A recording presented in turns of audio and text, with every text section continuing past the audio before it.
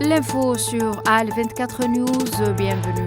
Le président algérien Abdelmadjid Tebboune a adressé hier un message de condoléances à la famille du moudjahid et ami de la révolution algérienne Félix Louis Giraud-Kolosi, décédé à l'âge de 95 ans. L'Algérie, qui l'avait choisi comme pays de résidence, l'a accueilli et lui a attribué la nationalité, en lui permettant aussi d'occuper d'importantes fonctions au sein d'institutions nationales avec fierté et dignité.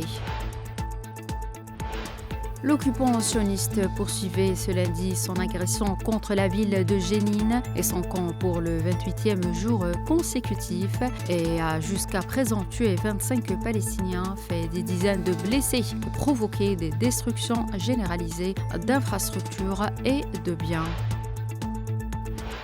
Le Liban a appelé ce lundi les garants du cessez-le-feu, entré en vigueur fin novembre dernier, a sommé l'entité sioniste de retirer ses soldats du sud du pays le 18 février. Conformément aux termes de l'accord de trêve, les garants de l'accord doivent assumer leurs responsabilités en nous apportant leur aide, a déclaré la présidence libanaise dans un communiqué repris par des médias.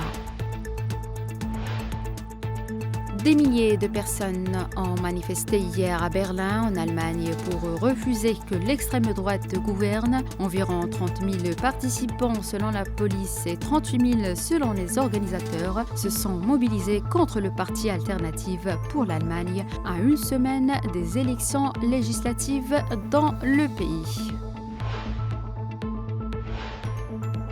Les États-Unis et la Russie vont tenir des négociations sur l'Ukraine à Riyad le 18 février. Une réunion entre les hauts responsables russes et américains doit se tenir en Arabie Saoudite pour discuter d'un règlement du conflit ukrainien. Cette rencontre a été confirmée par plusieurs médias dont le quotidien russe Commerçant et le site d'information américain Axios. Elle s'inscrit dans la récente dynamique de dialogue entre Moscou et Washington.